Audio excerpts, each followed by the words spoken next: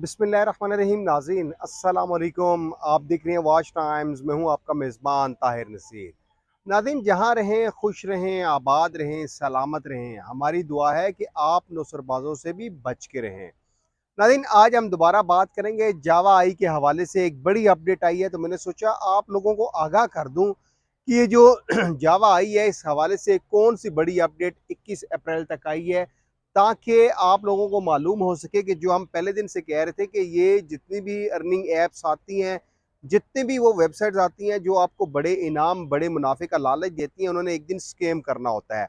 अब जावा आई जिसके जितने भी डॉक्यूमेंट्स जो उनके सोशल मीडिया के ऊपर वायरल किए गए हैं वो तमाम डॉक्यूमेंट्स जाली हैं। इस हवाले से ऑलरेडी हम वीडियोस भी बना चुके हैं और आपको बता चुके हैं कि जावा आई कहीं पे भी रजिस्टर्ड नहीं है। सिर्फ एक प्ले स्टोर के ऊपर जाके ऐप बना ली गई, क्योंकि गूगल तो सिर्फ पैसे लेता है, वहां पे आपने पे करना है और उसके बाद आपकी ऐप जो है वो शुरू हो जाती है काम करना। और इसी हवाले से आप जावा आई वाले आप देख लें कि आपको कहते हैं कि टिकट खरीदें, उसके ऊपर आपको वो प्रॉफिट देंगे।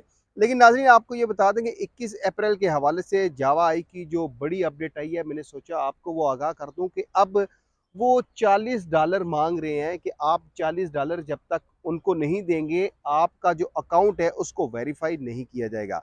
अब बुनियादी तौर पर वो $40 का क्या है कि क्या आपको वो जो आप लगाएंगे विड्रॉ वो भी आपको मिलेगा या नहीं, क्योंकि अब बात यहाँ तक आ चुकी है कि इंडोनेशिया में एक बहुत बड़ा इवेंट किया गया था। अब इस इवेंट में जावा आई के जितने भी करता धरता है, क्योंकि जावा आई के हवाले से आपको ये बता दें कि उसकी जो ऐप है उसका डेवलपर कौन है, इस हवाले से भी हमने बहुत सी चीज़ें इकट्ठी कर ली हैं। लेकिन जावा आई वाले बहुत से ऐसे जो मेम्बरान हैं, जो उनके अकाउंट्स होल्डर हैं, जिन्होंने वहाँ पे इन्वेस्टमेंट की थी, उनके तमाम अकाउंट्स भी अब सस्पेंड होना शुरू हो चुके हैं। क्योंकि अब जो नई अपडेट दी गई है उस अपडेट में ये कहा जा रहा है कि आप $40 उनको पे करेंगे, उसके बाद आपका अकाउंट वेरीफाई होगा, उसके बाद आप लोगों को प्रॉफिट मिलेगा या आपका विड्रॉ अप्रूव होगा। लेकिन आपको ये बता दें कि जावा आई होगी, बी लव हो गया, कैश वर्थ होगी, जितनी भी और दूसरी ऐसी वेबसाइट्स हैं। अब तो आप देख लें कि पावर ऑफ मनी एक और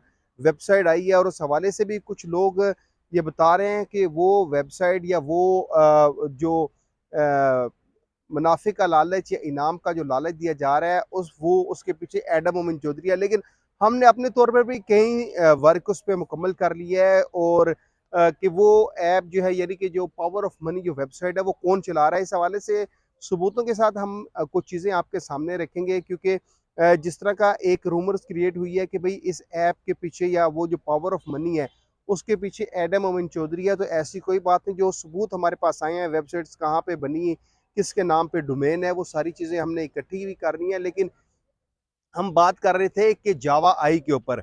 अब जावा आई के कल 21 अप्रैल की डेट है। कल तक तमाम लोगों के, जिन लोगों के अकाउंट हैं वो सस्पेंड हो जाएंगे और वो रीइंस्टेट उस सूरत में होंगे कि जब आप उन लोगों को $40 आप डिपॉजिट करवाएंगे। उसके बाद आपका जो जावा आई का अकाउंट है या जो भी आपका उसमें जो चीज़ है वो आपका विड्रॉ भी होगा, उसका प्रोसेस भी होगा। लेकिन आपको ये बता दें कि जावा आई के हवाले से उनके अकाउंट्स जो हैं वो अब सस्पेंड होने लगे हैं। और अब ये देख लें कि अभी यहाँ पे सूरत हाल ये है कि सुप्रीम कोर्ट में आज केस भी लगा हुआ है कि एक ही दिन इलेक्शन करवाए जाए। यहाँ पे वकला और जो पुलिस है इनके दरमियान यहाँ पे ये आप देख सकते हैं कि क्या सूरत हाल चल रही है कि यहाँ पे सुप्रीम कोर्ट में आज क्या फैसला आता है। लेकिन जावाई के हवाले से आपको बता रहे थे कि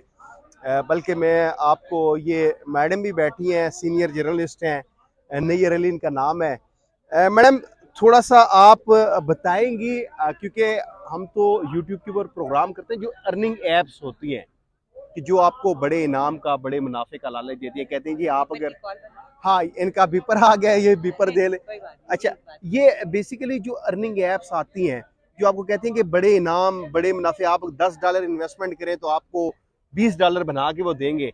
इस हवाले से कोई आपने कभी सर्च किया कि ये एप्स क्या वाकई रियल होती हैं या सिर्फ पाकिस्तानी अवाम को लूटने के लिए लॉन्च की जाती हैं? देखिए, मेरा ख़्याल है कि जितनी भी पाकिस्तान में इस वक़्त इस तरह की ऐप्स की जो है वो पब्लिसिटी की जा रही है, मोस्टली जो है वो उनमें से स्पैम्स होते हैं, स्कैम्स होते हैं।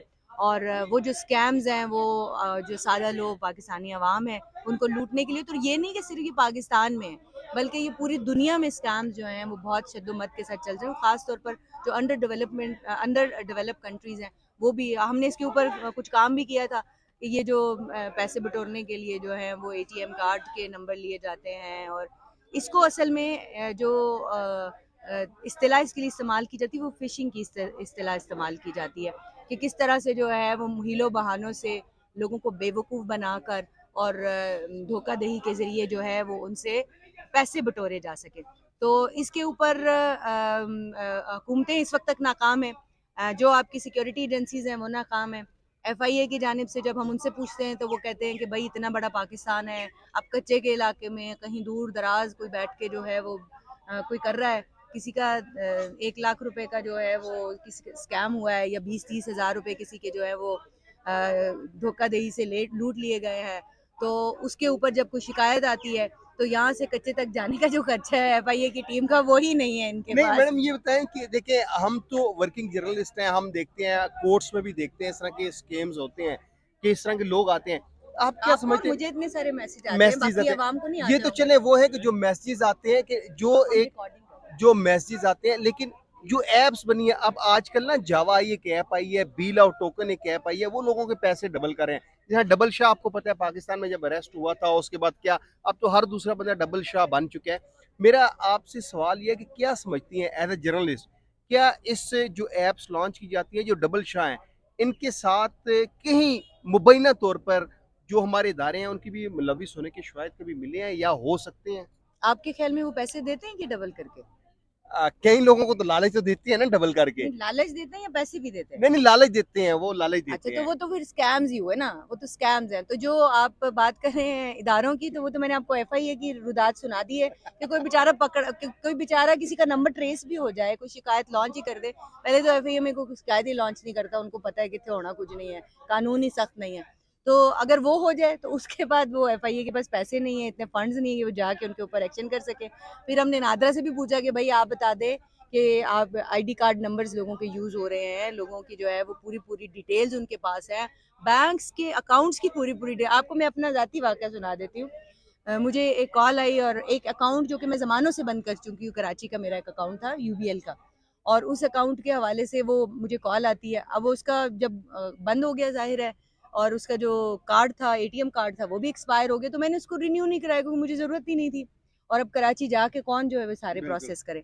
तो मुझे एक कॉल आती है और कहा जाता है कि जी वो आपके यूबीएल का कार्ड जो है वो एक्सपायर हो गया है, और वो ब्लॉक हुआ है कि पता नहीं क्या हुआ है, तो उसको अगर आप ये जो नंबर है इसके ऊपर यूं यूं उसने इंस्ट्रक्शंस देने शुरू की। तो मैंने कहा भाई मुझे उस अकाउंट की ज़रूरत नहीं है तो मैं क्यों करूँगी, और कब से जो है वो यूबीएल लोकल नंबर्स के साथ फ़ोन करने लग गया है। तो आगे से मुझे कह रहा है बातें इतनी करती हैं, अकाउंट में पता नहीं कोई 300 रुपया पड़ा हुआ है। मेरा ये बंद हुआ हुआ ये अकाउंट। ये एक स्कैम का नया तरीका है, ये एक हाँ, स्कैम नहीं, का नहीं, नया। उसको समझ आ गई कि ये नहीं आ रही बातों में, उसने काफ़ी देर कोशिश की और फिर आखिर में जाते-जाते वो जुमला बोल के गया कि बातें इतनी कर रही हैं, वो अकाउंट में 300 रुपया पड़ा हुआ है। अच्छा, अब इसमें ये बात नहीं है कि वो उसने मुझे ये कहा, मेरे लिए लम्हा फ़िक्रिया ये था कि हमारे अकाउंट्स की तमाम तर डिटेल, हमारी प्राइवेसी, मेरा वो एक अकाउंट जिसको मैं यूज़ नहीं कर रही ज़माने से, मैं अपनी तरफ से भूल-भाल चुकी हूँ, उसकी तमाम तर डिटेल एक स्कैमर के पास है, एक धोखेबाज़ के पास है, एक फ्रॉड शख्स के पास है ना। तो मेरी तो चले उस मतलब अकाउंट में इदारे मुलविस हुए ना, फिर सवाल तो वो आ गया कि भाई मुलविस होने का भी आप कह सकते हैं, लेकिन देखिए ना जो जितने हमारे टेलीफोन नंबर्स हैं वो कैसे निकल सकते हैं किसी भी सेलुलर, अगर जैज़ का मेरा नंबर है और वो पूरी नंबर्स की लिस्ट जो है वो किसी फ्रॉड शख्स के पास है या किसी फ्रॉड इदारे के पास है, उन्होंने ज़रा लोगों ने पूरे इसमें इदारे बनाए हुए हैं, और ये तो यकीनी तौर पर वो किसी ने निकाली है तो निकली है। मेरे अकाउंट की डिटेल स्टेट बैंक के पास अमानत है, वो किसी ने निकाली है तो निकली है। ऐसे कैसे उसको पता कि ये मेरा नाम है, ये मेरा एटीएम कार्ड है जिसके एक्सपायरी फलां है, और उसके बाद वो एक्सपायर हो चुका है, उसमें इतने पैसे हैं। अगर इतनी डिटेल किसी के पास है तो फिर यकीनी तौर पर ये लम्हा फ़िक्रिया है। अगर इदारे मुलविस नहीं हैं तो वो मुलविस नज़र आते हैं इसके अंदर। बहुत शुक्रिया। ये मैडम नैयर थी, सीनियर जर्नलिस्ट हैं, प्रेस क्लब की ओहदेदार भी हैं।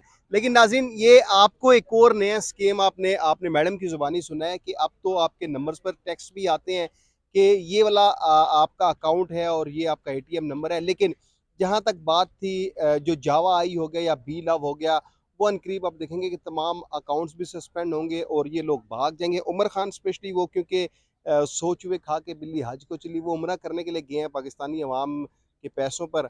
अब देखते हैं कि बी लव वो कौन-सा नया ड्रामा सामने लाता है, लेकिन जो जावा आई के अकाउंट्स हैं, उनके लिए कल तक का टाइम है, कल उनके तमाम अकाउंट्स को सस्पेंड कर दिया जाएगा और कहा जाएगा जी कि जावा आई की ऐप को किसी स्कैमर ने हैक कर लिया है। तो खुदारा ऐसी जो कंपनीज़ आती हैं, इनमें इन्वेस्टमेंट मत करें क्योंकि इन्होंने एक दिन आपके साथ स्कैम करना होता है। अगले प्रोग्राम तक के लिए अपने मेज़बान ताहिर नसीर को इजाज़त दीजिए। अल्लाह हाफ़िज़।